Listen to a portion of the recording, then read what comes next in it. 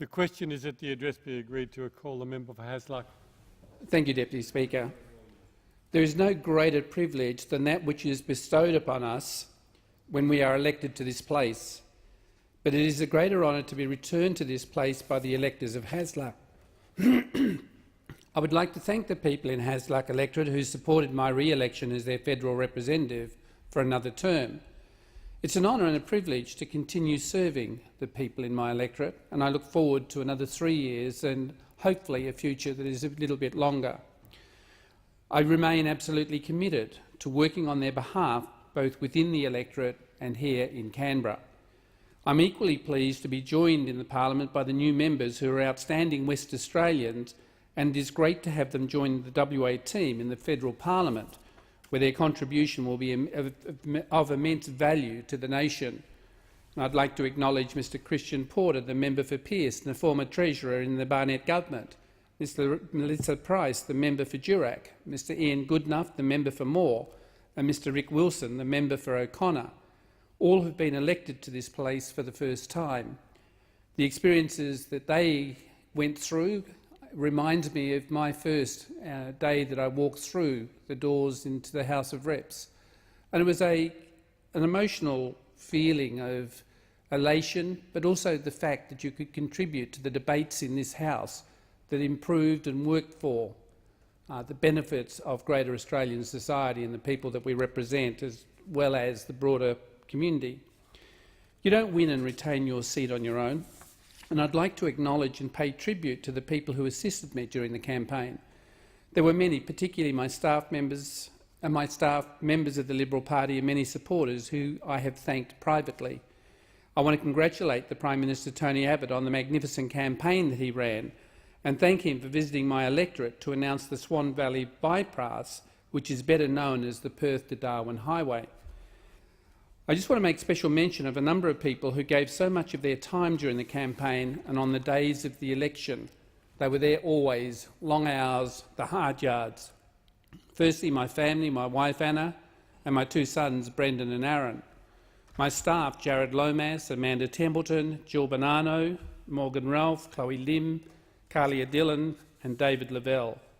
To my campaign team, Barry McKinnon, Linda Reynolds, Heather Gilmore, Peter Stewart, Jamie Edwards, Daniel Blaine, Graham Harris, Ray Giannoli, Deirdre Wilmot, Terry O'Connor, Wayne McIntosh, Bill Munro, Peter Abetz, Nathan Morton, Joanne Price, Liam Saltari, Hanks Louise and Merle Byrne. In particular, I also want to acknowledge Damien Cole, Jenny Tanner and Emma Tanner for the work that they did on election night when we came together. The Honourable Julie Bishop MP for all of her support, Ben Morton and Menzies House, and all the volunteers or the Sea of Blue and the polling day workers, young Liberals and Liberal students. I'd like to make a few points on the election in Hasluck in Western Australia and on the election generally. I'm proud to have been re-elected, and I'm also proud to have taken the seat from a margin of 0.58 to one that is now 4.3%, and on being the first member to win the seat back-to-back. I want to congratulate the 6 candidates who nominated for and contested the election for the seat of Hasluck. That is the beauty of our democracy. Adrian Evans, Deputy Secretary of the Maritime Union of Western Australia, was a formidable opponent, and he was determined to win the seat of Hasluck. I had immense respect for Adrian, not only as an opponent, but as a person who was an excellent candidate, a family man and respectful of his opponents. Adrian really hit the trail hard with a well-financed campaign, and at times it was alleged that my opponent had a war chest of $1.4 million to fight with. To me, it doesn't matter about the quantum of funding, but what is more important are the concerns which are important to the people and families of Hasluck. I'll continue to emphasise the importance of building stronger local communities within my electorate. I also want to reflect on some memorable election moments, from the launch at the Advent Park in Maida Vale in July to others that included Prime Minister Tony Abbott's visit to announce the Swan Valley bypass funding, which we had been fighting for, the Honourable Christopher Pyne assisting to mark the 3rd anniversary of my election to the Australian Parliament, the former Prime Minister John Howard at the Midland Gate Shopping Centre, who was mobbed like a rock star, young people wanting selfies, people who turned and said, We need you back. We want strong leadership. They enjoyed his company and they enjoyed the interaction. Midland markets every Sunday morning, 5 a.m. to set up. Kalamunda markets also on a Sunday morning. I also want to acknowledge Margie Abbott for spending a half day in the electorate engaging with constituents and spending the time to meet with people and to interact and seek their views in the way that they were progressing their lives and some of the challenges that they were facing.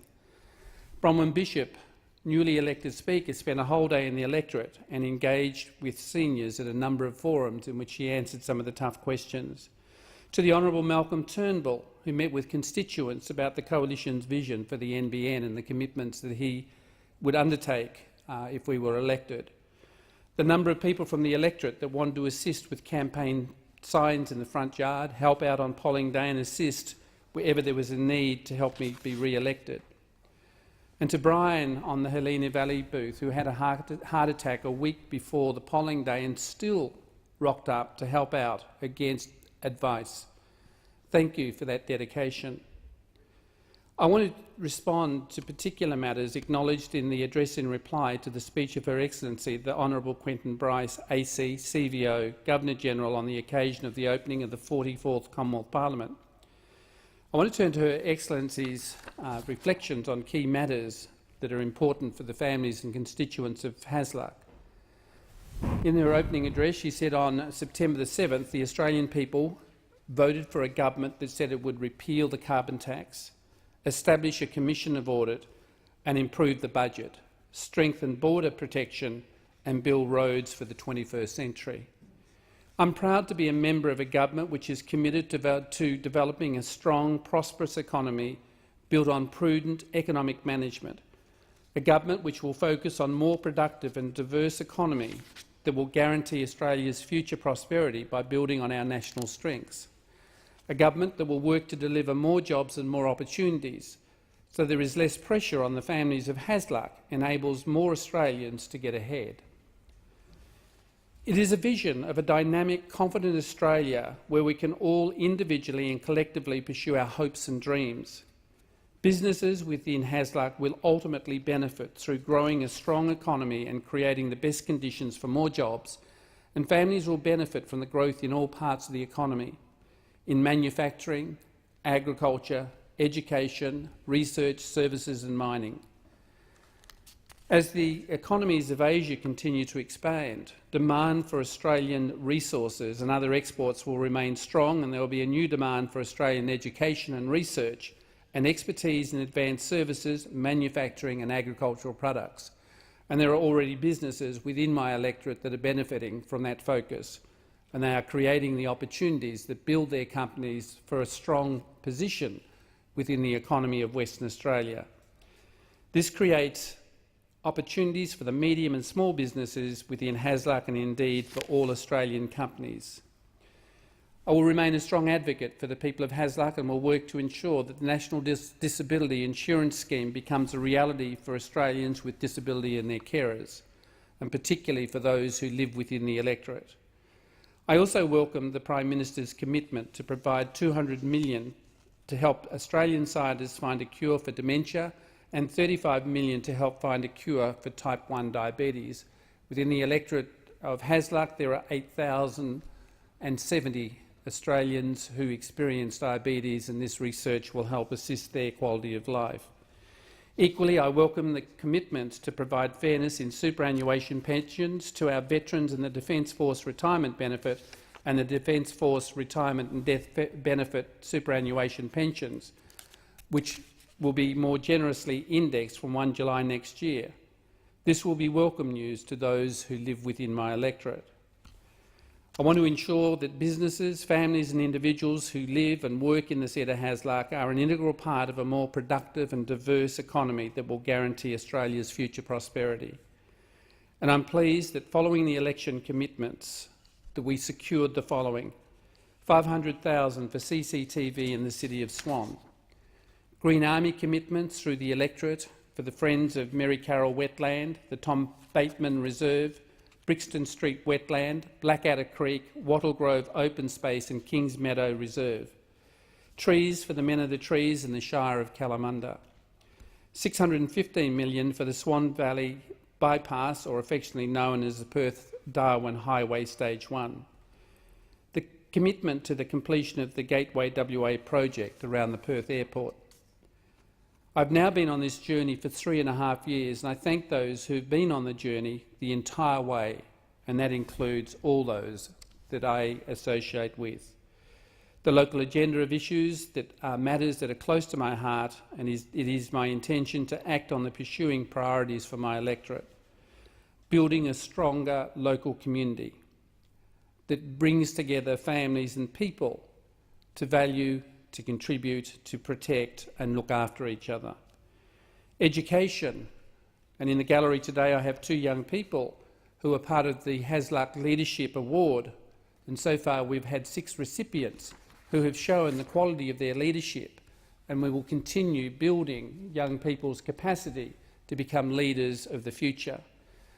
I've worked with a school in which they've established a Minerals and Energy Academy. I'm currently working with industry and a number of schools to look at a transport and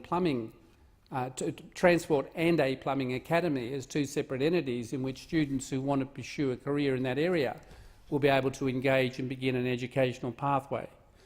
For the environment, I will build on the Hasluck's Green Map and work with all the environmental groups to nurture those parts of the electorate that are bushlands forever, the corridors, and those regions that are important. Mental health and the work that is still yet to be done will become a focus of my activity in this term, and I will work again with state and federal governments to look at the way in which we can provide the services to the people who need them. I want to develop within my electorate a Lean on Me strategy, and that is in door knocking, and I do door knocking regularly. I meet people who are lonely, who don't have people within their lives, and rely on the local bank or the local post office or the occasional interaction with somebody to overcome that loneliness. But I've often thought that the degree of loneliness was not across the age continuum, but what I'm finding is there are young people who are lonely. I find people who have lost a partner after death for the first 9 months are visited by family members, and then they drop off and then they're on their own. Everyone needs compassion and needs to be connected to others within their community, so I'm working with a number of organisations to bring that to a reality. I also want to focus on senior and aged care needs, self-funded retirees, and be an advocate in many areas that are important to them in their lives. I want to focus on aircraft noise that will span the political horizon for the next 3 years and remains a priority in the focus of the work that I will undertake with my local parliamentary colleagues. I will continue to door knock. I door knock 2 days a month, where I go out and I meet people and hear what the issues are. And I connect park meetings, coffee shop programs and many other ways in which I can hear their concerns and then represent them to various ministers or within the forums that are available. I enjoy the opportunity of being a member of a number of parliamentary committees, the House of Representatives Standing Committee on Health, where I can bring into play my experience within the bureaucracy of health, the Parliamentary Joint Standing Committee on Human Rights, and the privilege of chairing the Joint Select Committee on Constitutional Recognition of Aboriginal and Torres Strait Islander people. But something I want to focus on for the future myself is changing our planning mindset. Often all of us think of today, tomorrow, the next event, but we never push beyond into the future of 2015, 2020, 2030. The world has changed in many ways, and we can see that from what is occurring within the last 2 decades.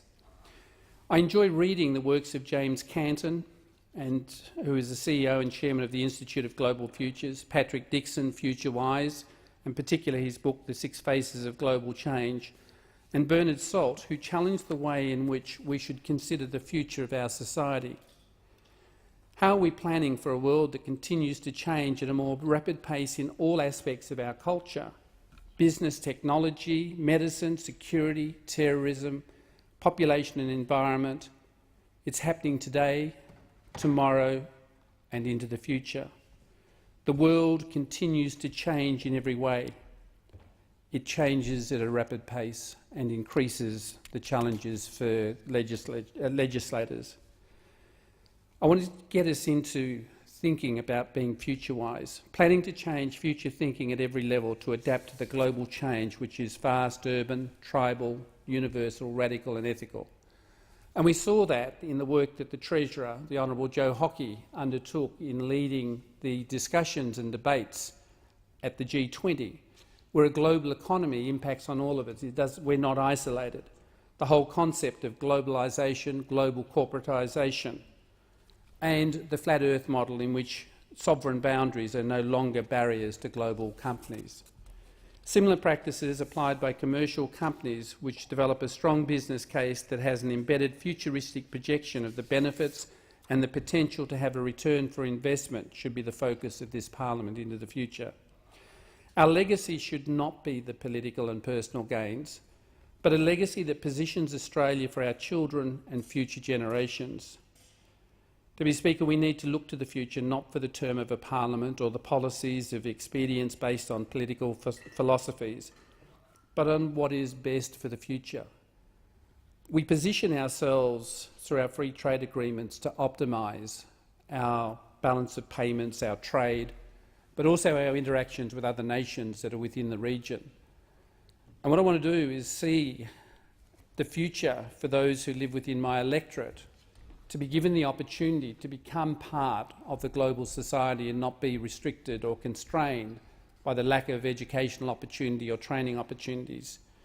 It is about creating pathways through engagement and through informing.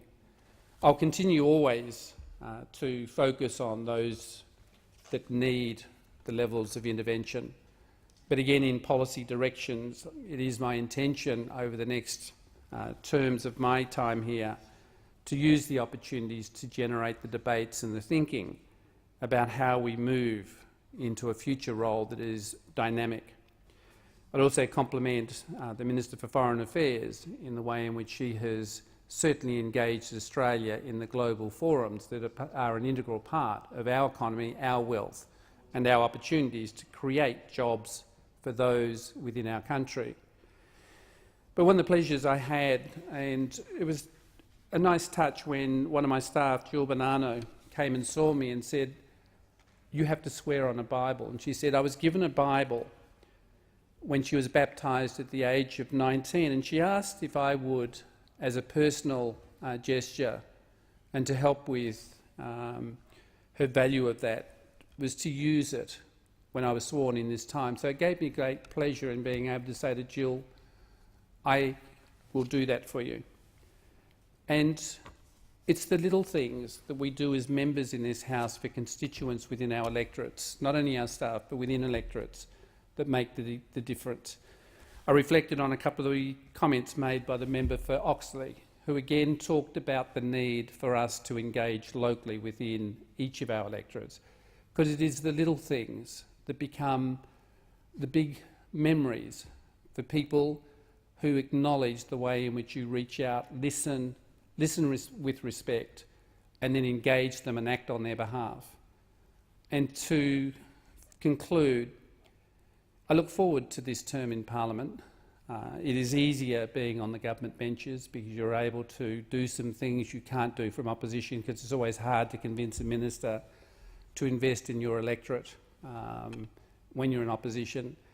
But let me also conclude by saying, Deputy Speaker, that often people view us as being in conflict as members in this House, but I have made some tremendous friendships across all spheres of the House, and I value the colleagues who make a contribution on behalf of their electorates in the way that they advocate, work in committees on the way that we deliver what is required for the decisions that occur.